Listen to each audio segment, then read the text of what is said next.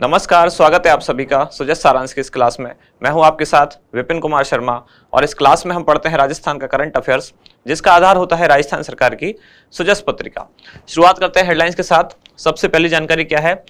मुख्यमंत्री ने बीकानेर में शहीदों की प्रतिमाओं का अनावरण किया। राजस्थान के घर घर में देश प्रेम और राष्ट्रीयता का जज्बा।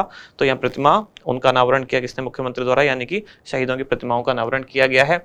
और यहाँ मुख्यमंत्री ने पीएचसी का लोकार्पण किया और सीएचसी बनाने की घोषणा की। पीएचसी यानी कि प्राइमरी हेल्थ सेंटर जो होता है, प्राथमिक स्वास्थ्य केंद्र, उसको क्रमोन्नत करने की घोषणा की गई है किसमें? सीएचसी यानी कि कम्युनिटी हेल्थ सेंटर या सामुदायिक स्वास्थ्य केंद्र में। अगले पेज पर जो जानकारी है, और दरअसल न केवल अगले पेज पर, अगले 5-6 पेज पर जो भी जानकारी है वो किससे संबंधित है? वो है महंगाई राहत शिविर। और ये जानकारी हम पिछले कई दिन से लगातार देख रहे हैं। महंगाई राहत शिविर जो कब से शुरू हुए हैं? 24 अप्रैल से, और कब तक चलेंगे ये? 30 जून तक।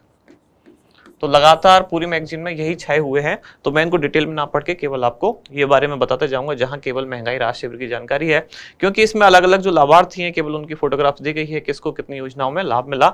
हमारे काम की जो जानकारी वो ये है, महंगाई राहत शिविर कब से शुरू हुए, कब तक चलेंगे, कौन कौन सी इसमें 10 योजनाएं शामिल है, ये हम पहले पढ़ चुके हैं। जैसे अगले पेज पर हम आते हैं तो यहाँ हम वही देख पा रहे हैं फोटोग्राफ्स। महंगाई राहत कैंप में कुल कितनी योजनाओं में कितने लोगों ने अभी तक पंजीकरण करवाया है। इसके बाद यहाँ बढ़ते हैं तो यहाँ बाकी जानकारी तो वही है। महंगाई राहत शिविर से संबंधित एक नई न्यूज है, और वो क्या है? ये है मुख्यमंत्री सामूहिक विवाह एवं अनुदान योजना में 25,000 रुपए मिलेंगे। साथ ही इसमें सर्वधर्म सामूहिक विवाह सम्मेलन के आयोजकों को 10 लाख रुपए की अतिरिक्त सहायता भी दी जाएगी। तो इस योजना को आज डिटेल में हम पढ़ेंगे थोड़ा। इसके बाद जो अगली जानकारी है वो किस डेट की है? 30 अप्रैल। तो कल क्लास हुई नहीं थी, आपको पता है, तो 2 दिन की जानकारी एक साथ आज मर्ज की गई है। इसमें भी सबसे पहले फ्रंट पेज पर जो जानकारी है वो भी वही है, महंगाई राहत कैंप। यहाँ दी गई हैं 10 योजनाएं, कौन कौन सी हैं? जैसे Indira Gandhi gas cylinder subsidy योजना, इसको हमने कल ही पढ़ा। मुख्यमंत्री निःशुल्क बिजली योजना, मुख्यमंत्री निःशुल्क अन्नपूर्णा फूड पैकेट्स योजना, इसको भी 2-3 बार हम पढ़ चुके हैं। मुख्यमंत्री ग्रामीण रोजगार गारंटी योजना यानी कि मनरेगा, इसको हम पढ़ चुके हैं। ग्रामीण रोजगार गारंटी योजना यानी कि मनरेगा में मुख्यमंत्री ग्रामीण रोजगार गारंटी योजना, जिसमें कि अतिरिक्त कुछ दिनों को रोजगार बढ़ा दिया गया है। सामाजिक सुरक्षा पेंशन योजना, मुख्यमंत्री कामधेनु पशु बीमा योजना, मुख्यमंत्री चिरंजीवी दुर्घटना बीमा योजना, मुख्यमंत्री चिरंजीवी स्वास्थ्य बीमा योजना, और मुख्यमंत्री निःशुल्क कृषि बिजली योजना। ये सारी योजना महंगाई राहत शिविर में शामिल है। इधर यहाँ जो जानकारी है वो भी वही है, यानी कि महंगाई राहत शिविर से जो लाभान्वित व्यक्ति हैं उनके यहाँ कुछ स्टेटमेंट दिए गए हैं। अगले पेज पर जैसा आप देख पा रहे हैं वही, यानी कि महंगाई राहत शिविर। यहाँ भी जानकारी लगभग वही है कि राहत के लिए 6 योजनाओं में पंजीकरण किया गया। भीलवाड़ा में 65 वर्षीय श्री राम को 9 योजनाओं के लाभ की गारंटी मिली। तो यानी कि जानकारी जो है एक ही है, कौन सी? महंगाई राहत शिविर। इस पेज पर कुछ नई जानकारी है, जैसे कि सामाजिक सुरक्षा पेंशन अब आवेदन के लिए मोबाइल ऐप लॉन्च की गई है। कौन कौन सी मोबाइल ऐप है? ये है राज एसएसपी और फेस आरडी ऐप। तो ये 2 नई ऐप लॉन्च की गई हैं, इनके बारे में पढ़ेंगे। फिर यहाँ है मुख्यमंत्री लघु उद्योग प्रोत्साहन योजना, इसके बारे में जानकारी लेंगे। और साथ में यहाँ नीचे है, यह है राजस्थान सूक्ष्म सिंचाई मिशन। ये केवल श्रीगंगानगर जिले की बात की गई है, जिसमें इस वर्ष 1900 डिग्गी फार्म निर्माण का लक्ष्य रखा गया है। अब देखते हैं हमारा इंडेक्स। बहुत कुछ खोजने के बाद महंगाई राहत शिविर के अलावा जो हमें जानकारियां मिलती हैं वो क्या क्या है? राजस्थान सूक्ष्म सिंचाई मिशन, मुख्यमंत्री लघु उद्योग प्रोत्साहन योजना, सामूहिक विवाह अनुदान योजना, और राज एसएसपी और फेस आरडी ऐप। महंगाई राहत शिविर को हम बार बार रिपीट नहीं कर रहे हैं, क्योंकि 2-3 बार हम पढ़ चुके हैं वही सेम चीजें, तो कुछ नई उसमें जानकारी है नहीं। अभी जो जानकारी है नई, उसके अलावा यानी कि महंगाई राहत कैंप के अलावा जो नई जानकारी है वो हम पढ़ना शुरू करते हैं। शुरुआत सबसे पहले राजस्थान सूक्ष्म सिंचाई मिशन, जिसका उद्देश्य क्या है कि सूक्ष्म सिंचाई को प्रोत्साहन किया जाए। और सूक्ष्म सिंचाई को कैसे प्रोत्साहन किया जाएगा? डिग्गी या फॉर्म पॉन्ड निर्माण द्वारा, या जो सिंचाई पाइपलाइन है उसके बिछाने के लिए किसानों को कुछ अनुदान सहायता प्रदान की जाए। अब जो नया बजट आया, यानी कि बजट 2023-24 का, उसमें इस मिशन के लिए कुछ घोषणाएं की गई। कौन कौन सी घोषणा की गई है? कि राज्य बजट 2023-24 की घोषणा के अनुसार आगामी 2 वर्षों में जो फार्म पॉन्ड का निर्माण किया जाएगा, इसके लिए 50,000 किसानों को लाभान्वित करने का लक्ष्य रखा गया है। यानी कि ये घोषणा की गई है 2023-24 में कि 50,000 किसानों को लाभान्वित किया जाएगा। किसके लिए? फार्म पॉन्ड के निर्माण के लिए। पहले जो ये संख्या थी, ये कितनी थी? पहले थी 30,000। यानी कि नए बजट में इनकी संख्या 20,000 बढ़ा दी गई। किसके लिए? जो फार्म पर निर्माण के लिए इनको दिया जाएगा अनुदान। कौन सी योजना के तहत या कौन से मिशन के तहत? राजस्थान सूक्ष्म सिंचाई मिशन के तहत। बढ़ते हैं आगे, और क्या है इसमें? पहले लक्ष्य 30,000 किसानों को लाभान्वित करने का था, ये लाइन में बोल चुका हूं। किसानों पर लागत का भार कम करने के लिए प्लास्टिक लाइनिंग फॉर्म पॉन्ड मानी यानी कि जो कच्चा तालाब बनाया जाएगा उस पे नीचे पहले एक प्लास्टिक की लेयर बिछाई जाएगी। इसके लिए अनुदान सीमा को 90,000 से बढ़ाकर अब कितना कर दिया गया है? 1,20,000 रुपए। ये सारी बजट की जानकारियां हैं, यानी कि बजट 2023-24 में राजस्थान सूक्ष्म सिंचाई मिशन के बारे में जो डिटेल में जानकारियां दी गई हैं वही यहाँ हम पढ़ रहे हैं। सिंचाई पाइपलाइन के निर्धारित लक्ष्यों में वृद्धि करने हेतु आगामी 2 वर्षों में 40,000 कृषकों को कितना?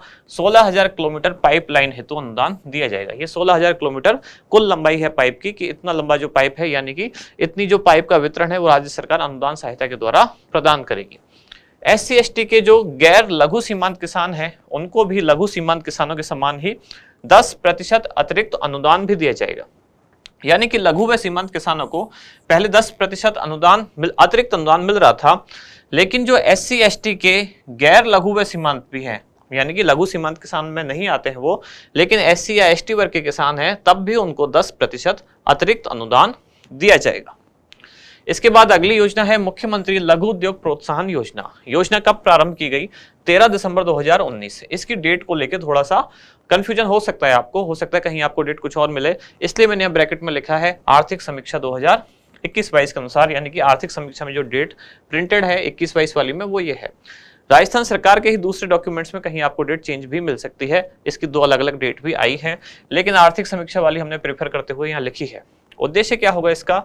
योजना के नाम में ही पता चलता है, लघु उद्योग को प्रोत्साहन देना, तो राज्य में स्वरोजगार को बढ़ावा देने के लक्ष्य के साथ स्थानीय स्तर पर रोजगार के अवसर सृजित करने हेतु ऋण सहायता उपलब्ध कराना। अब लघु उद्योगों को सरकार कैसे प्रमोट कर सकती है, या किसी भी उद्योग को कैसे प्रमोट कर सकती है? अगर उद्यमी कोई अपना उद्योग शुरू करना चाहता है तो सरकार शुरू में अगर उसे ऋण सहायता यानी कि आर्थिक सहायता प्रदान करे तो उद्योगों का क्या हो सकता है? प्रोत्साहन। नोडल एजेंसी कौन होगी? राजस्थान सरकार का कार्यालय आयुक्त उद्योग विभाग। उद्योग विभाग के जो आयुक्त होंगे यानी कि कमिश्नर, उनका कार्यालय इस पूरी योजना का क्या होगा? नोडल निकाय। ऋण राशि कितनी? ऋण राशि पर कितना ब्याज अनुदान दिया जाएगा? अगर 25 लाख रुपए तक किसान ऋण लेता है या जो भी व्यक्ति उद्यम स्थापित करना चाहता है वो ऋण लेता है, तब ब्याज अनुदान कितना है? 8%। 25 लाख रुपए से अधिक और 5 करोड़ रुपए तक की अगर ऋण राशि दी जाती है तो ब्याज अनुदान होगा 6%। 5 करोड़ से अधिक और 10 करोड़ रुपए तक की ऋण राशि दी जाती है तो ब्याज अनुदान होगा 5%। यहाँ समझने वाली बात यह है कि इसकी ऋण सीमा कितने रुपए से कितने रुपए तक है? तो 25 लाख से शुरू होकर अधिकतम कहां तक जाती है? 10 करोड़ रुपए तक। ये इसकी रेंज है, 25 लाख से 10 करोड़। हो सकता है ऐसे भी पूछ ले जाए कि लघु उद्योग प्रोत्साहन योजना के अंतर्गत कुल कितने रुपए तक पर ऋण सहायता दी जाती है, ऋण अनुदान दिया जाता है? तो 25 लाख रुपए से स्टार्ट होके 25 लाख तक, यानी कि स्टार्ट तो इससे कम पर ही हो जाता है, अधिकतम कितने पर जाता है? 10 करोड़ तक। तो अगर 25 लाख तक है तब 8% है। इसको थोड़ा सा करेक्ट कर लेना, यानी कि मैंने बोलने में थोड़ी मिस्टेक की है। यहाँ लिखा हुआ है 25 लाख रुपए तक, ऐसा नहीं है 25 लाख पर ही, यानी कि इससे कम भी ऋण लिया जाएगा तो ये वाली रेंज गलत है। केवल अधिकतम आप याद रखें, अधिकतम कितना है? 10 करोड़ रुपए तक। अधिकतम 10 करोड़ रुपए तक का अगर ऋण लिया जाता है तो ब्याज अनुदान कितना होगा? 5%। 25 लाख से कम है तब 8%। सामूहिक विवाह अनुदान योजना, जिसका उद्देश्य क्या है? राज्य सरकार चाहती है कि सामूहिक विवाह सम्मेलन इनको प्रोत्साहन दिया जाए ताकि जो विवाह सम्मेलनों में अनावश्यक पैसा खर्च होता है वो ना हो। इसका कुल बजट कितना रखा गया? योजना का कुल बजट रखा गया है 10 करोड़ रुपए। कौन से विभाग द्वारा ये पैसा प्रदान किया जाएगा? वो है महिला एवं बाल विकास विभाग। अभी इसमें कुछ नए अपडेट हुए हैं, वो क्या क्या है कि अब इस योजना में प्रति जोड़ा यानी कि एक कपल को शादी करने पर 25,000 रुपए दिए जाएंगे। पहले जो राशि थी वो कितनी थी? पहले इसमें थी 18,000 रुपए। अब इसमें कैसे कैसे जो होंगे 25,000 रुपए वो कैसे डिस्ट्रीब्यूट होंगे? उसमें नववधु को 21,000 रुपए और उस संस्था को जो सामूहिक विवाह करा रही है उसको 4,000 रुपए। और ये राशि यानी कि बढ़ी हुई राशि कब से लागू होगी? तो 1 अप्रैल 2023 या उसके बाद से जो भी विवाह संपन्न हुए हैं किसमें? सम्मेलन में, सामूहिक सम्मेलन में, तब उनको राशि दी जाएगी 25,000 रुपए। अभी तक ये राशि कितनी थी? 18,000 रुपए थी, जिसमें 15,000 दिए जाते थे नववधु को और 3,000 रुपए दिए जाते थे संस्था को।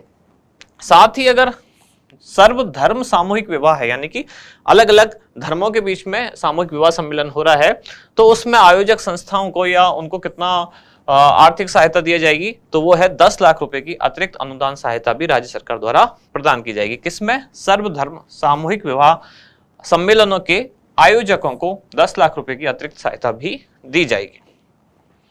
फिर है राज एसएसपी और फेस आरडी ऐप। पहली बात तो ये कौन से विभाग द्वारा या कौन से विभाग की योजनाओं के काम के लिए ये ऐप लॉन्च किए गए हैं? तो ये है सामाजिक न्याय एवं अधिकारिता विभाग। अब सामाजिक न्याय एवं अधिकारिता विभाग का क्या काम है?